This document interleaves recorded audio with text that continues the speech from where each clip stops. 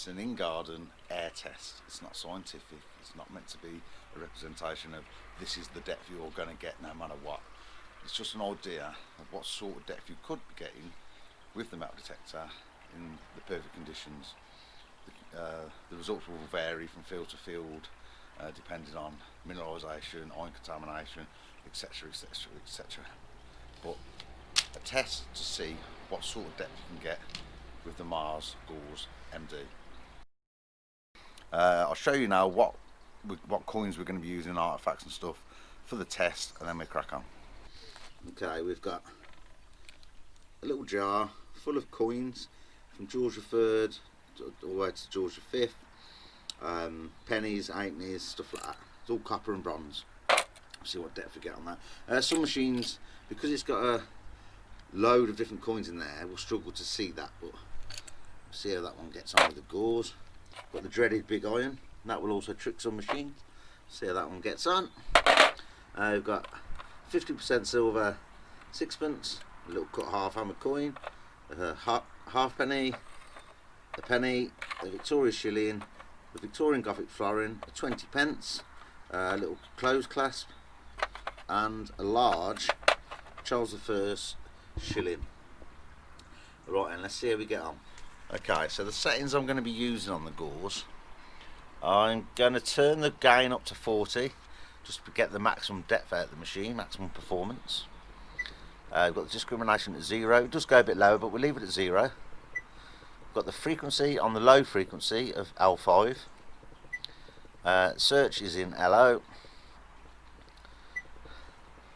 Modes in analog. Volume of 10 for good signals. Volume of 3 for iron signals. And the transmission is off. That is all the settings we're going to be using today. Let's see what depth we can get then. Right then. To start off with, 50% silver sixpence.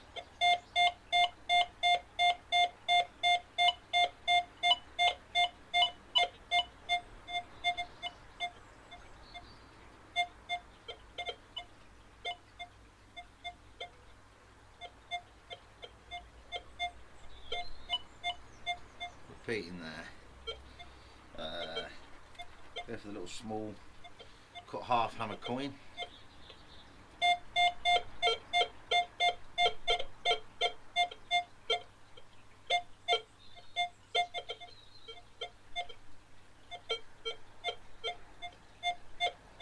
Repeating there on the end of that slab.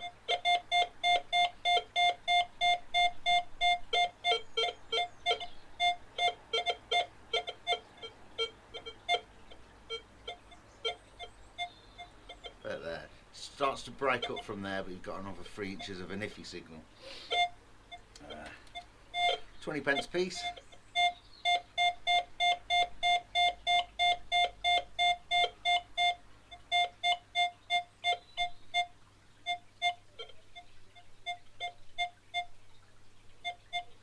Oh dear. Some serious depth. I might have to turn that camera around. Let's just check if we can see.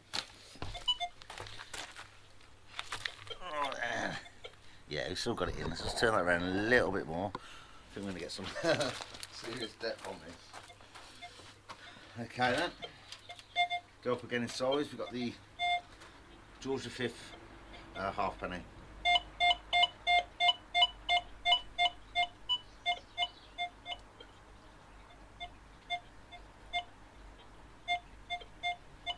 Just there. Victorian silver shilling.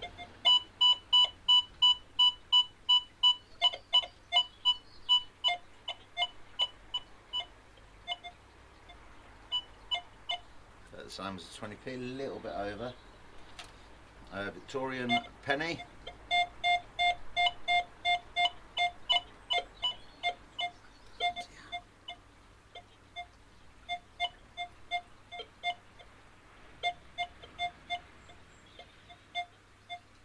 Definitely repeating that.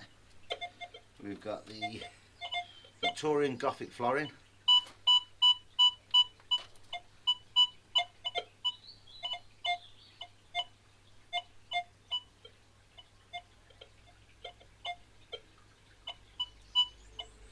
That's just a little bit more than the halfpenny. The hammer Charles I's shilling.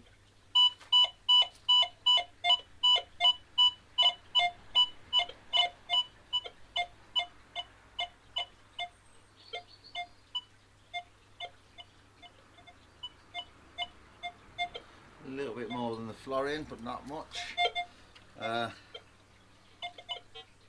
Cloak fastener, cloak clasp.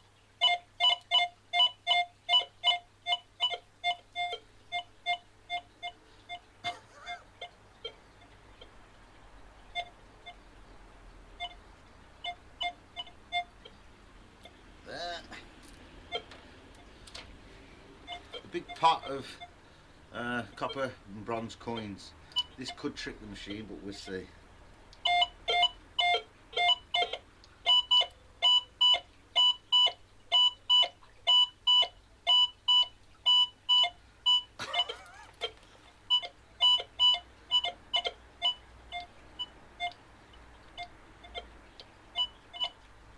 Just there, just getting it.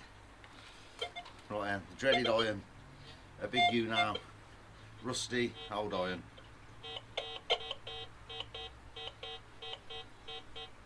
See what it's like at the edge of detection, see if it tricks the machine. Oh.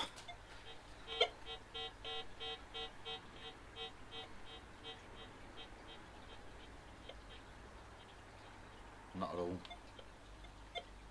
Oh. Little crackle there, but you can still hear that, which is the iron.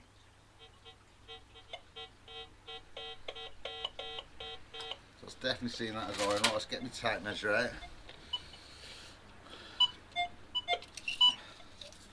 I'll keep the camera rolling.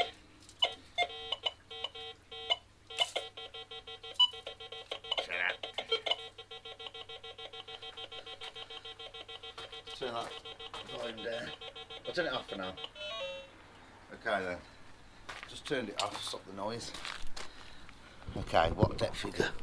The iron's not, we didn't do a depth on that, it was just to see if it would get tricked at depth. The cut half is at 14.5 inches. 20 pence and the shilling, 20.5 inches. The halfpenny, 22.5. The florin, 22.75. The shilling, about 23.25. The cloak fastener, cloak clasp, 2 foot. The Victorian penny, 25.5 inches. And then we've got the pot of coins, 31.5 to 30.5 to say 31 inches.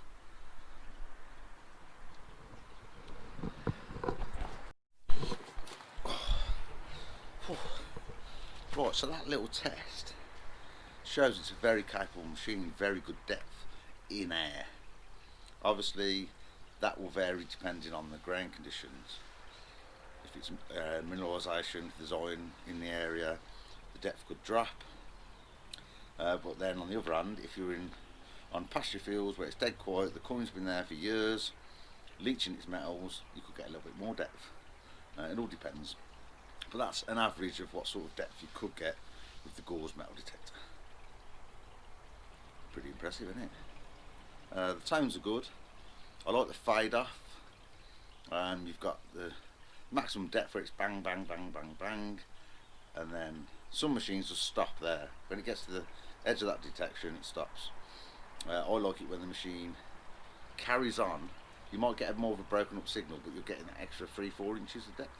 So you've got a nice fade off from that, which you can adjust with the tone volume. At the minute it's at 10, getting the maximum signal out of the machine.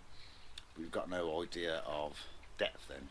So if you drop your drop your tone volume down to say 6 or 7, you'll get more of a fade off, which will then tell you that the coin's at depth.